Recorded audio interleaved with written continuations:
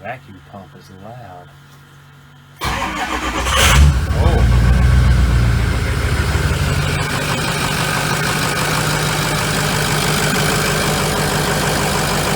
These out. Try to get this thing open. Check this, these new emblems out. My truck was originally a half-ton, and now it's a 3/4 ton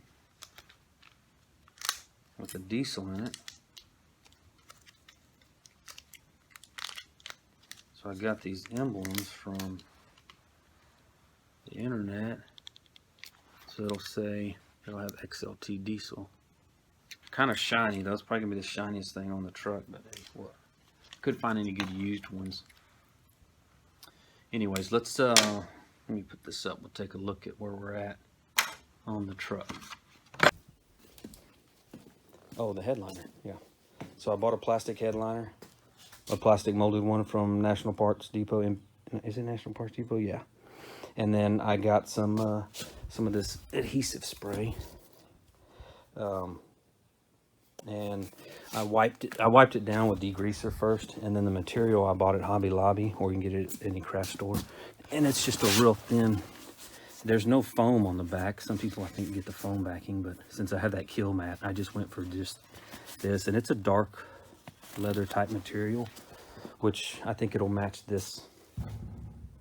It should match that, and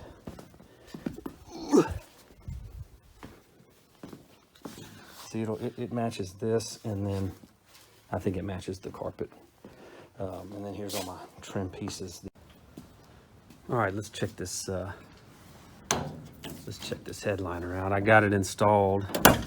Wasn't too bad. I mean, doing it by myself, it was kind of tough. I had to kind of hold it up, but I wasn't sure on these corner pieces. I mean, it comes cut like that, so it will bend right there, but it came out real good. I got everything, all the trim is installed, all the side stuff, you know. And all I got left is door panels. You know, I've even got these. I'm sorry about the lighting, but it's cold outside, so I have to keep that big door shut. But you know, that it actually fit really good, these A-pillar trim molding pieces. You see it comes down over there too. So yeah, next is seats, seat belts, and door panels, which I'm gonna have to cut. I'm gonna have to do something about this to get this door panel to fit, but the door shuts a lot easier. Yeah, it's touching right there. Yeah,